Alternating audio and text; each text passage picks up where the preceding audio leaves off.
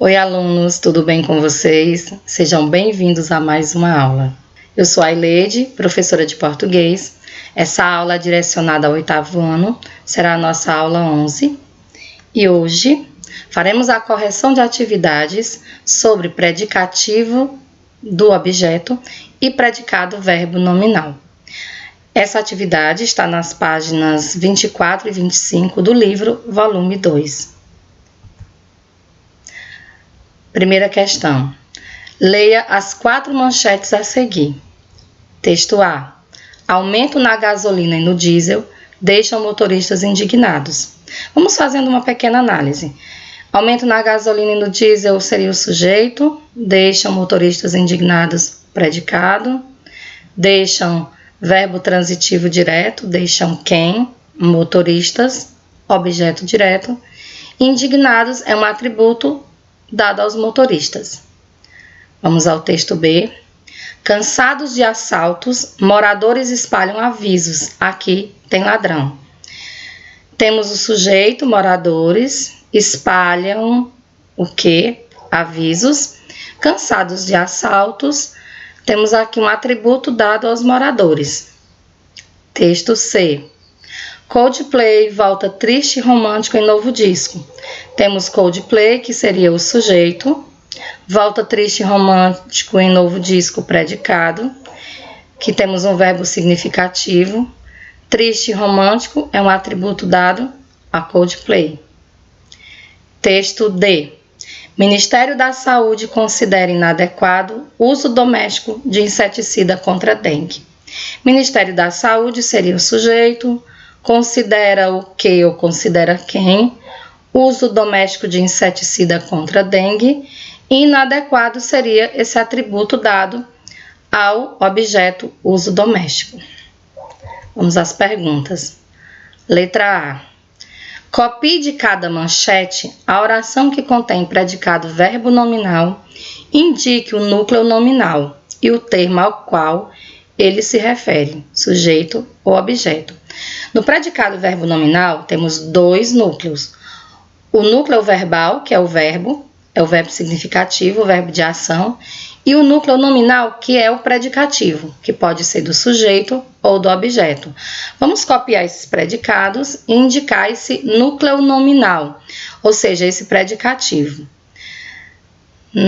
Na manchete A, o predicado deixa motoristas indignados. Aí nós temos o núcleo verbal, que é o verbo, e indignados, que é o núcleo nominal. Por quê? Porque é um predicativo que se refere a motoristas, ao objeto. Então, o núcleo nominal é indignados, refere-se ao objeto motoristas.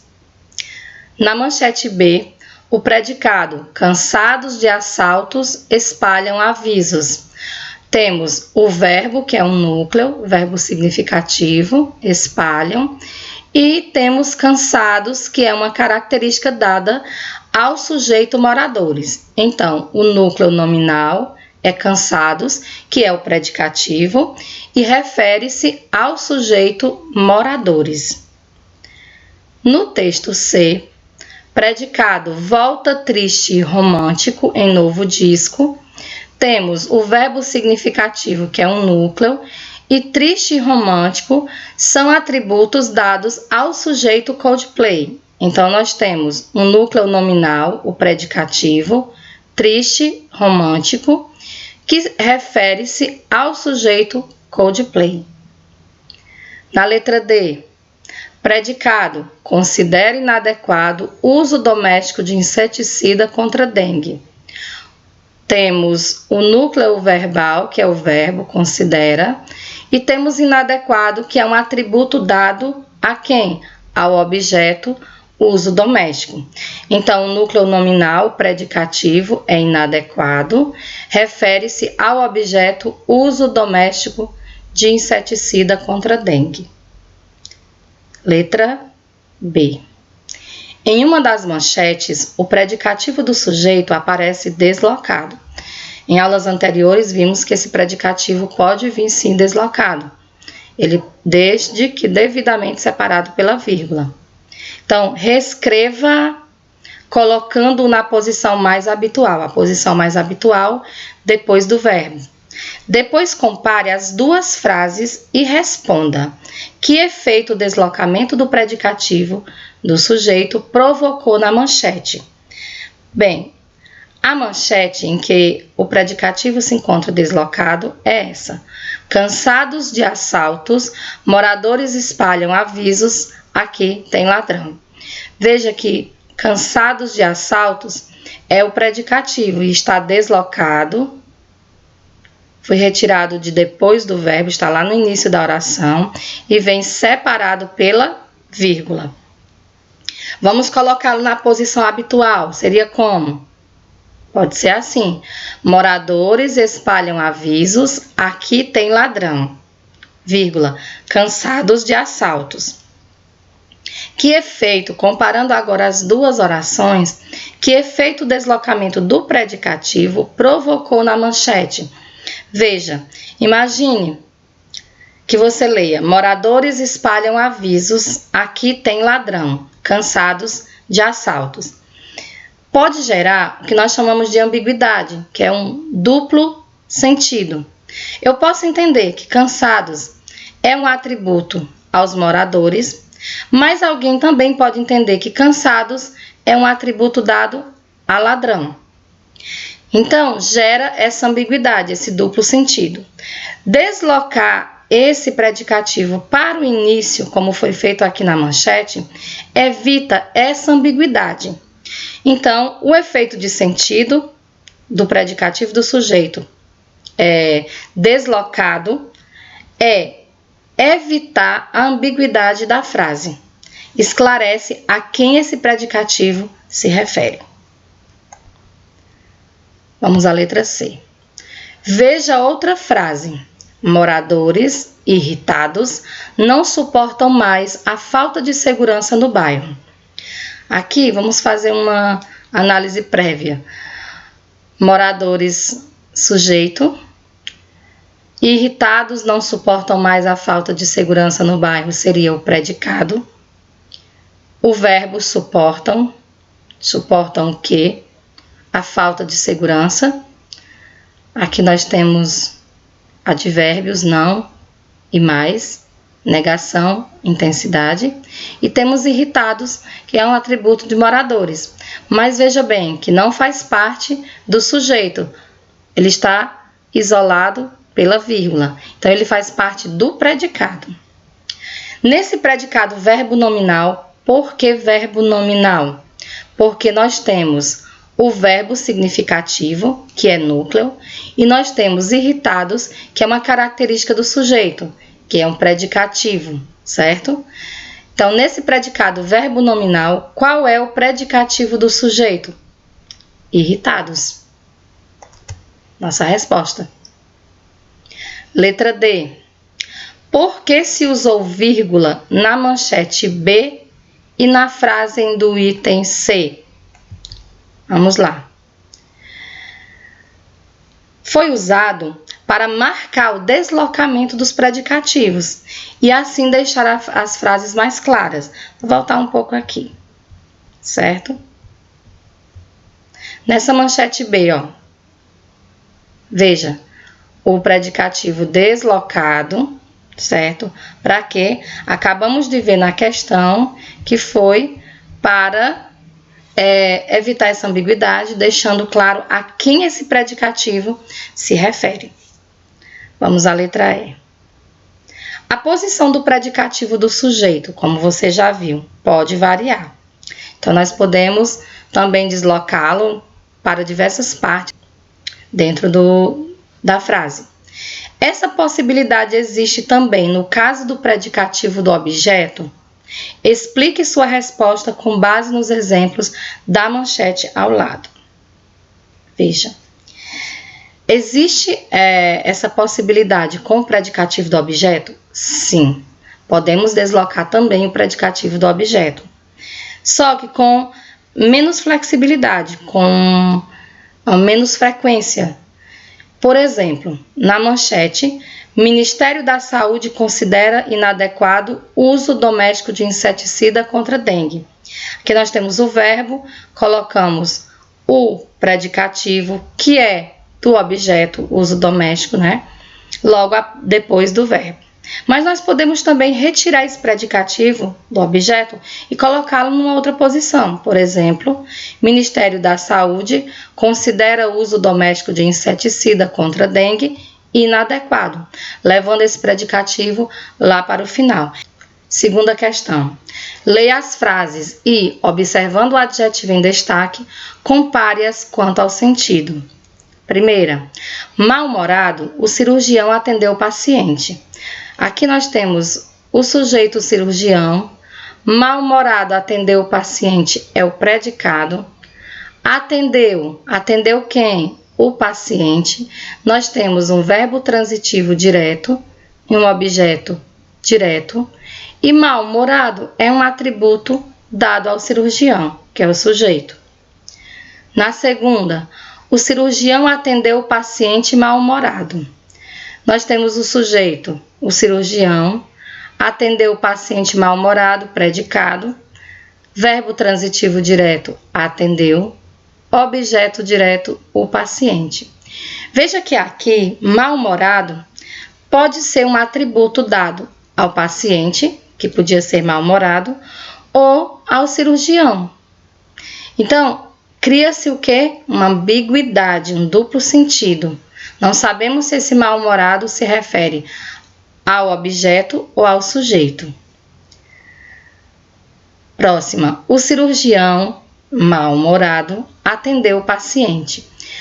Sujeito, cirurgião, mal-humorado atendeu o paciente, predicado.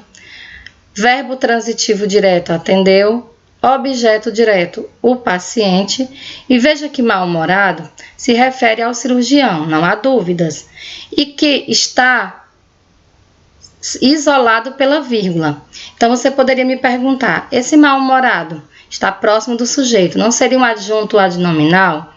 Seria se não existissem as vírgulas, mas é um termo que está isolado, então ele faz parte do predicado e é um predicativo.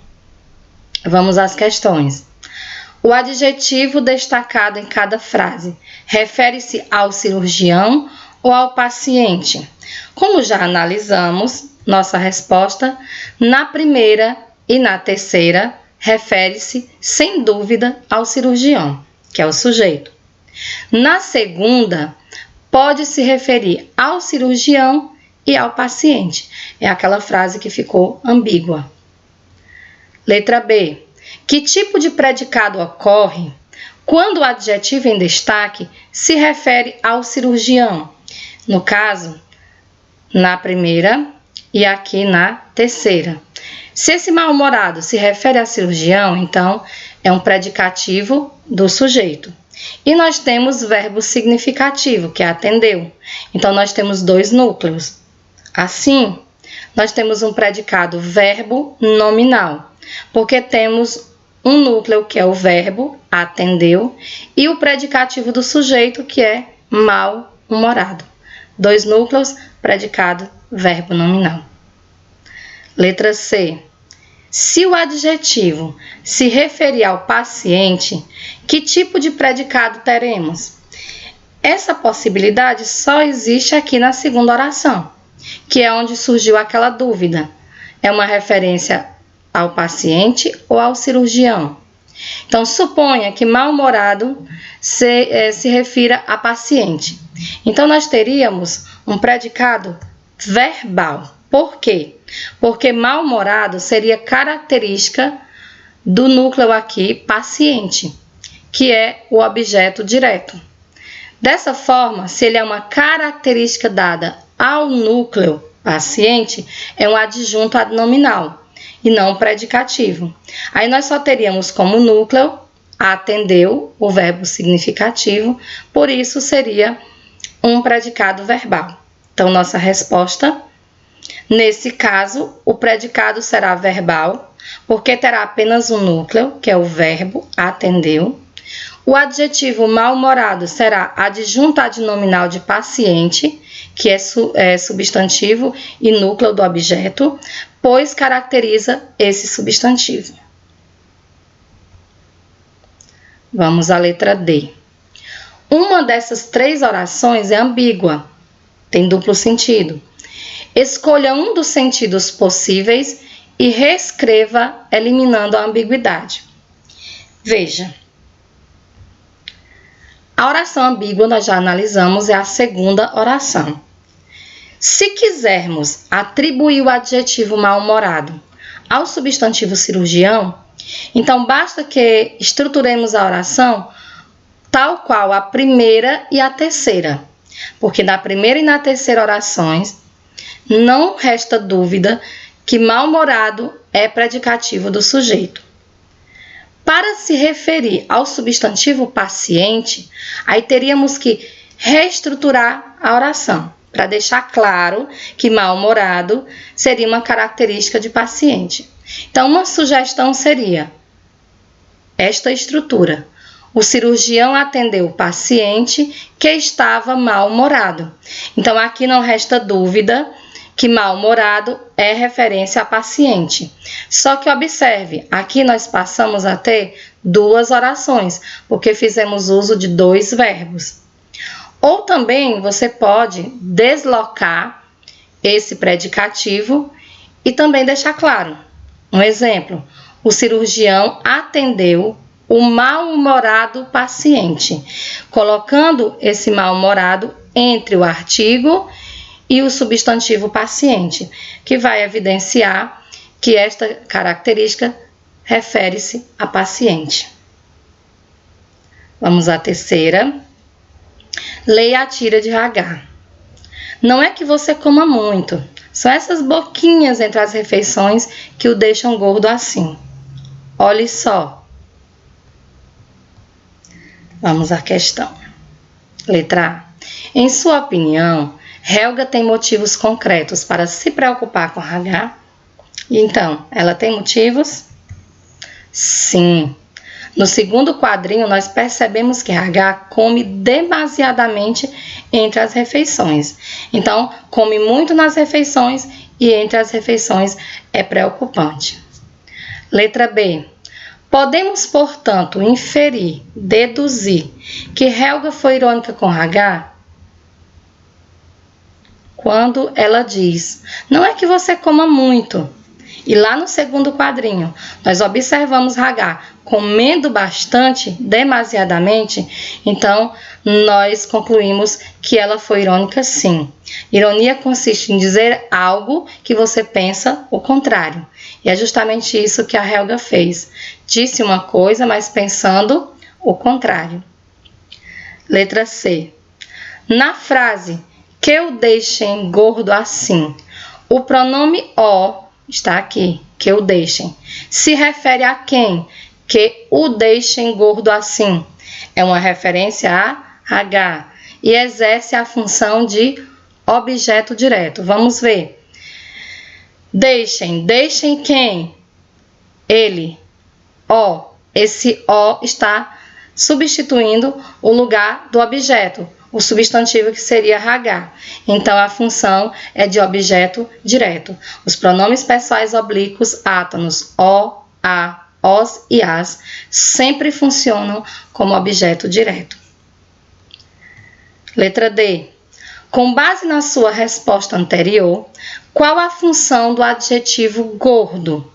Se nós temos o verbo transitivo direto, se o é o objeto direto e gordo é uma referência a esse objeto, então nós temos um predicativo do objeto.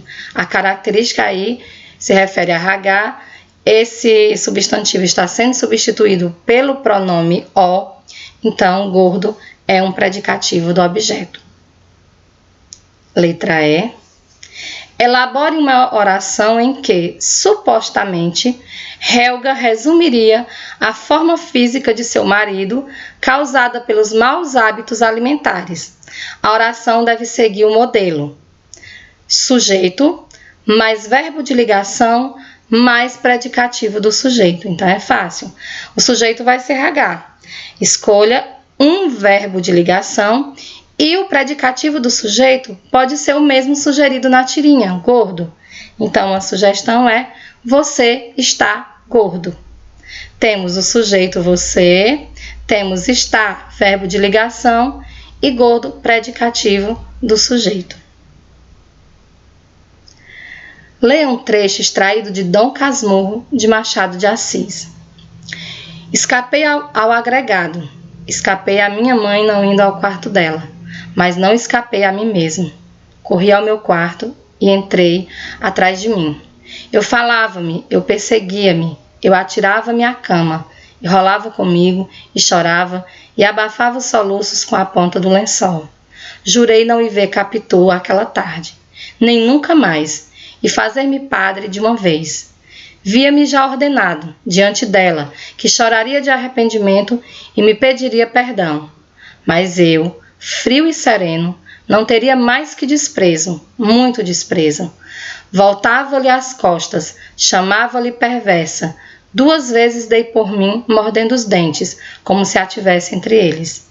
Da cama ouvi a voz dela, que viera passar o resto da tarde com minha mãe, e naturalmente comigo, como das outras vezes, mas, por maior que fosse o abalo que me deu, não me fez sair do quarto. Capitu ria alto, falava alto, como se me avisasse. Eu continuava surdo, a sós comigo e o meu desprezo. Letra A. O narrador da história é Bentinho, certo? Ele é um personagem do livro de Machado de Assis, Dom Casmurro, e ele era apaixonado por Capitu. O que o trecho evidencia sobre o comportamento do narrador diante da presença da moça? Nós percebemos pelo texto que ele fica descontrolado. Veja, ele diz: escapei ao agregado, escapei à minha mãe não indo ao quarto dela, mas não escapei a mim mesmo. Corri ao meu quarto, entrei atrás de mim. Eu falava-me, eu perseguia-me, eu atirava-me à cama, e rolava comigo e chorava e abafava os soluços. Percebemos que ele ficava bastante descontrolado com a presença da Capitu.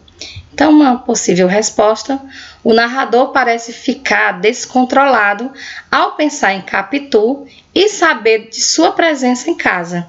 Ele diz que ela muitas vezes ria alto, falava alto, como se quisesse avisar que estava lá. E assim ele ficava bem descontrolado, até mesmo um pouco desequilibrado. Letra B. Que parte do trecho nos leva a pensar que Capitu sabia do poder que exercia sobre o narrador? Veja, quando ele diz assim: Capitu ria alto, falava alto, como se me avisasse.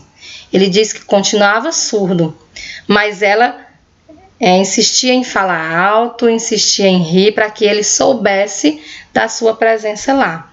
Então, o trecho é esse: Capitu ria alto, falava alto, como se me avisasse. Letra C. Das frases destacadas, qual delas demonstra que o Bentinho fazia para tentar se proteger do poder de Capitu? Que tipo de predicativo há na oração? Justifique sua resposta. Se voltarmos aqui às orações em destaque, temos fazer-me padre, chamava-lhe perversa, eu continuava surdo. Então, a frase é: eu continuava surdo. Temos o sujeito eu, continuava surdo é o predicado, continuava é um verbo de ligação, surdo é predicativo do sujeito. Então, a frase é essa. O tipo de predicativo é um predicativo do sujeito, que é surdo. Agora vamos justificar a resposta. Por que é um predicativo do sujeito? Porque é uma característica atribuída ao sujeito e é uma característica transitória, certo? Ele continuava surdo, mas naquele momento havia uma transitoriedade, perdão. Letra D. Agora, observe os pronomes me e li, presentes nas orações destacadas. Vamos voltar mais um pouquinho. Fazer-me e aqui li, certo? A quem ele se refere? Qual a função sintática deles? Quando ele diz fazer-me padre, refere-se a quem? Ao próprio narrador, ao Bentinho. E chamava-lhe, esse li, refere-se a quem? A Capitu. O pronome me, pergunta qual a função deles. O pronome me é objeto direto. Ele diz assim, fazer-me padre. Fazer quem? Me. O me responde à pergunta de objeto direto. Então, funciona como objeto direto. E o li chamava-lhe perversa. Chamava a quem? A li. Então, esse li é objeto indireto. Uma dica. Os pronomes pessoais oblíquos átonos, eles podem exercer a função do objeto. Estudaremos mais adiante essa observação.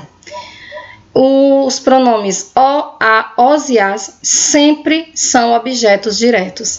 O li ou lis sempre é objeto indireto.